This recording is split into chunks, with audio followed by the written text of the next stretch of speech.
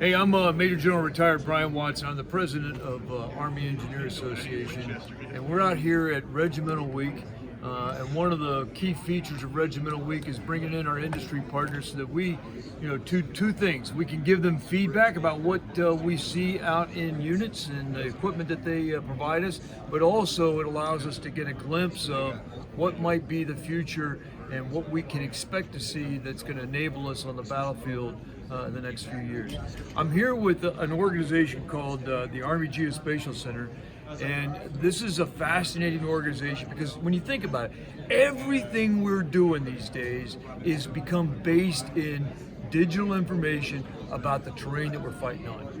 And so, Jeremy, can you talk a little bit about AGC? Because I know it's more than just maps. It's a huge portfolio. But talk about AGC and what you do. Yes, sir. So, here with the Army Geospatial Center today. One, thanks for letting us come out. It's an excellent event. It's a good opportunity to engage with certainly the engineering community here at Fort Leonard Wood. Army Geospatial Center is part of the U.S. Army Corps of Engineers. We're headquartered at Fort Leonard Wood, Virginia, and we do lots of stuff. Right? You may have heard of the Common Map Background Program, the Remote Common Map Background Program. Buckeye is a big program out of our office. Myriad other geospatial support and services are coming out of that office. AGC is a large organization divided into two directorates, Warfighter Support, which does exactly what it says on the tin, right? Those are the folks that are out there with soldiers, and then support acquisitions, systems acquisitions and support directorate. So lots of standards development and other things happening there. Two things that are here with us today are practical examples of what we're doing at the Army Geospatial Center. So Enfire, the engineer reconnaissance tool set, is headquartered at the Army Geospatial Center. This allows ironically, all the engineers except the geospatial engineers to go out and collect foundation geospatial information, engineer reconnaissance data. The clever bit there is that we collect this data, say at 12 Bravo, your combat engineer is out collecting this foundation geospatial data, and then through our office, we can bring that data in and we can turn it into, I can see on the screen here, we've got some 3D geospatial data we've collected. This is a system fielded by the Warfighter Support Directorate, Skyline. So we're able to take data that these engineers collected on the ground, get it into this 3D geospatial system for visualization and decision making for leaders. Several other services are available at the AGC, and I'm not going to name them all, but there's many. We do a lot of support for the geospatial workstation that's fielded to Army soldiers. Software and support for that. I mentioned the Remote Common Map Background, which is a tool that headquarters can use to have a standard shareable geospatial foundation at their fingertips, right? So the AGC manages that and hands it out to soldiers and takes that relief, takes that burden of finding all that geospatial data off of their shoulders. Buckeye, again, I mentioned. So people don't know what Buckeye is. So yeah, Buckeye, you have your base data when you're going to go do a contingency operation, but that's usually dated. We can't map the entire world. We're on a path to do that maybe, but we can't do it all. So Buckeye allows us to use an aerial platform to then go over and get high resolution data that helps we build that on top of the foundation data that we already have, and it gives you a best view of that particular contingency area, and we fly that thing all over the world. Sure, we do. As you can see behind me, there's an excellent data set being shown over Washington, D.C. It's a very clever and useful capability.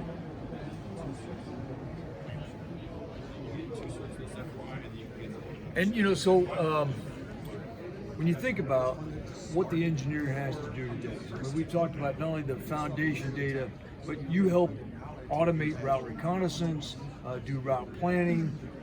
You're helping with not only, we talked about the Enfire system, which helps us take the soldier on the ground and now populate with the latest data from what the soldier on the ground sees and gets us a near real-time map. And so all of that is one of the functions that the Army Geospatial Center. You also talk about this other function, which is now making sure that all these systems can talk to one another, Right. and all the standards. And that's a lesson that we've learned as we've come into the information age. We have all these capabilities, but not all of them talk together. And so for the Army, you are the ones that are the gatekeepers of how Right. standard data's got to It's hold. it's a very significant, if not highly visible or rewarding effort. But the AGC and the SASD team that works on all these standards, it is important, right? Because we want this to go into a mission command system. We want it to be easily shared in a headquarters, right? So if the intel guy needs to see your data, or the field artillery guy needs to see your data, you want it to be able to move seamlessly in between systems. So standards and that work, developing and implementing those standards is really important. If not high profile work, it's very important. And again, that's happening at AGC. It's a pretty good organization. Yeah, so what about training, and how do you guys enable soldiers out on the ground?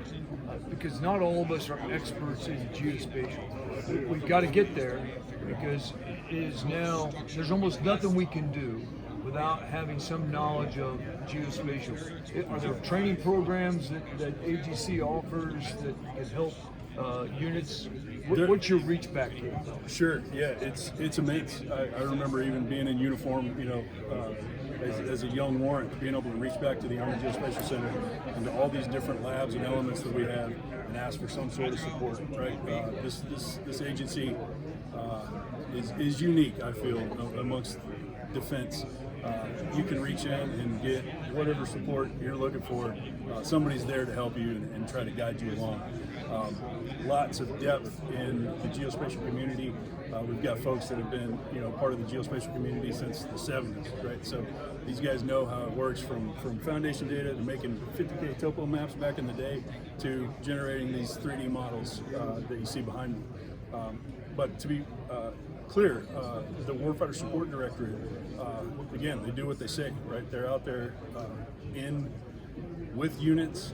They're often deploying to give them overviews on different pieces of software, different methodologies, and how to employ the Common Map Background tool, the Remote Common Map Background tool, and myriad other things. So that team is available at Warfighter Support. We can reach into there and contact the AGC, and those guys are always willing to jump out. Yeah, so if you're a battalion and you're out on a contingency operation and you may or may not have some geospatial expertise, because most of that resides up in brigades, but if you're down in a battalion, but they can contact you, right? I mean, They can.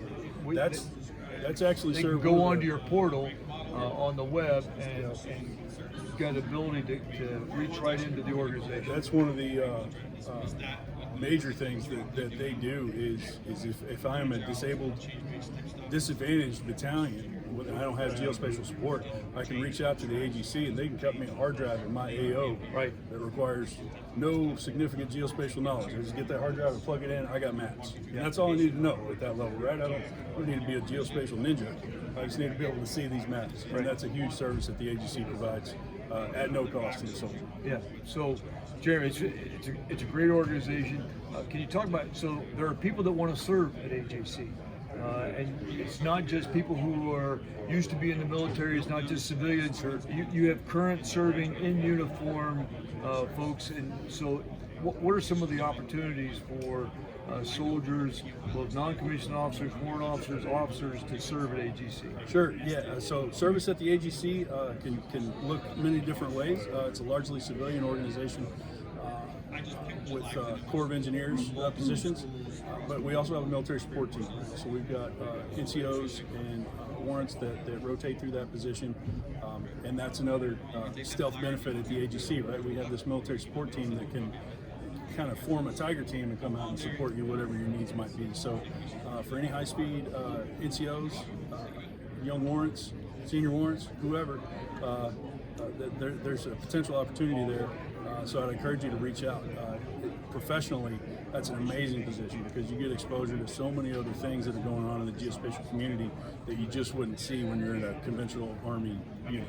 Yeah, and organizations like AGC, you rely very heavily on people who still have mud on their boots to kind of help us make sure that we're supporting in a right way that the soldier needs down on the ground. 100%. I think we've learned that. We do software development on my team for Infire. One of the things that we do is bring our software developers out into the field with us so they can see what happens when a soldier or Marine or whoever is using that tool, and they understand, oh, okay, I'm writing software, but this is how it's going to be employed in real life. So keeping that toe into the operational environment and being relevant is something that the AGC does very well. Yeah. The Buckeye team is constantly deployed at locations all over the globe, so those teams are always operational. And again, our warfighter support folks are out with units weekly. Yeah. So you give me a great segue, because I do want to talk about Infire. So AGC is the proponent for the Infire system, but I was going to go walk over here to Leidos, and they're the guys that actually produce the Infire system for us. So Jeremy, thanks, man. I really do appreciate it. Let's go talk to Leidos.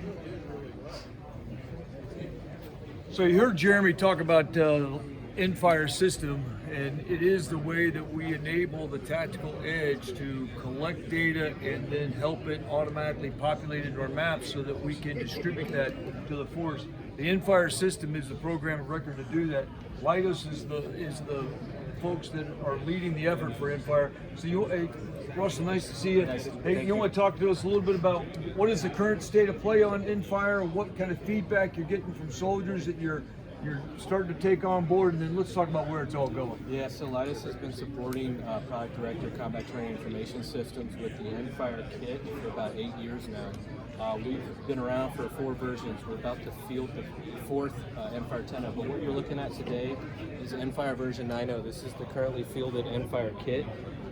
Right now it's comprised of a number of sensors. We've got our laser rangefinders, you've got your Army Dagger GPS unit. We have an inertial measurement unit here that interprets your roll pitch, yaw, your overall orientation and velocity of whatever it's attached to. We use that to calculate slope and critical curves. Each of these laser rangefinders are best used at different distances at which it can collect the long, mid, and short range. This one is if you need to get underneath a bridge and measure span width.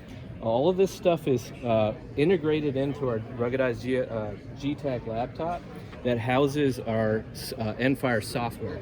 Again, this is Infire version 9.0 software you're looking at right here.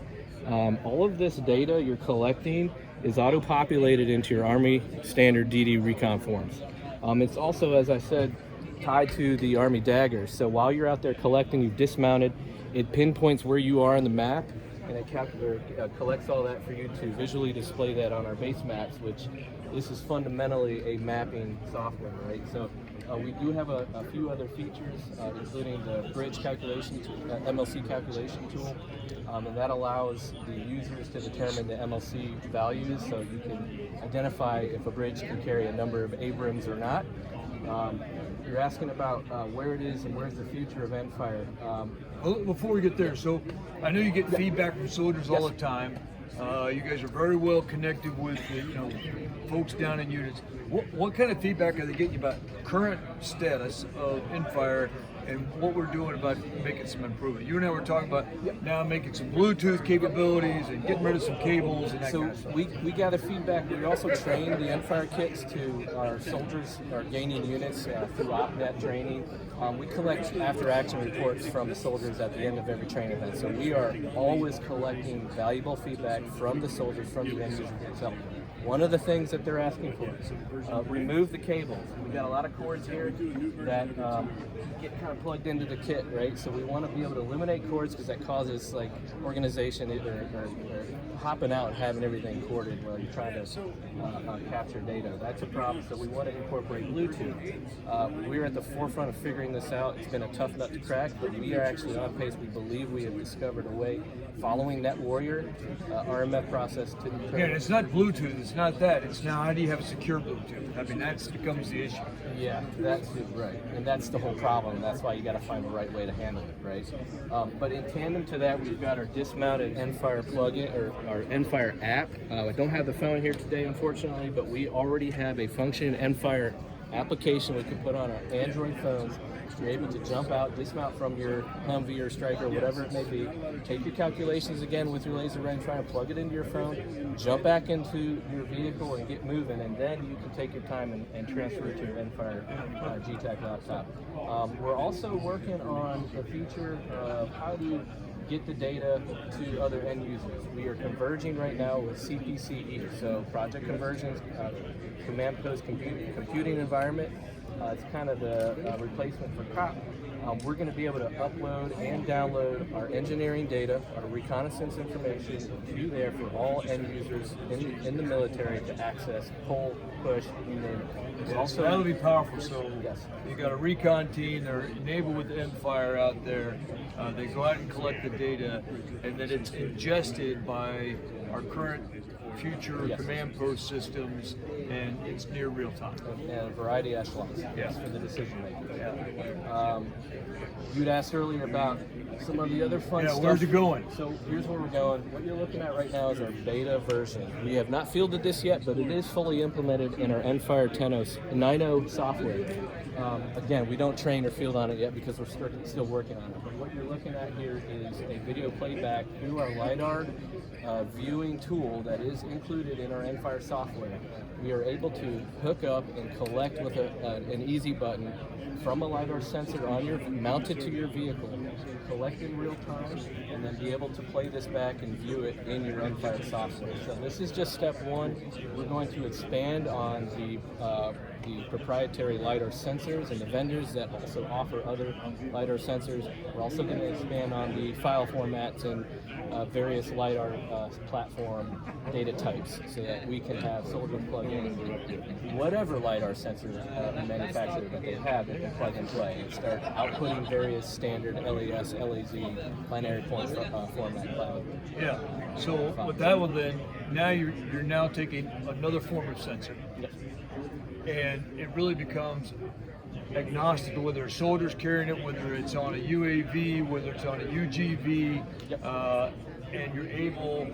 We've already built into the software. We got to figure out the testing piece, but we at least set the conditions to begin to integrate that software or those sensors into the software. It's here, we can do it, we just got to expand it right now. And we want it for all end users, and we want it to be simple. The whole point of Endfire is to be easy, quicker to use, collect from a farther distance, and to be a lot more highly accurate than taking out a tape measure, jotting down your data on a sketch pad, and then having to bring that back. This collects everything quicker, at a much better accuracy, using these awesome lasing devices and whatnot, and overall just to be safer for the soldier. Yeah.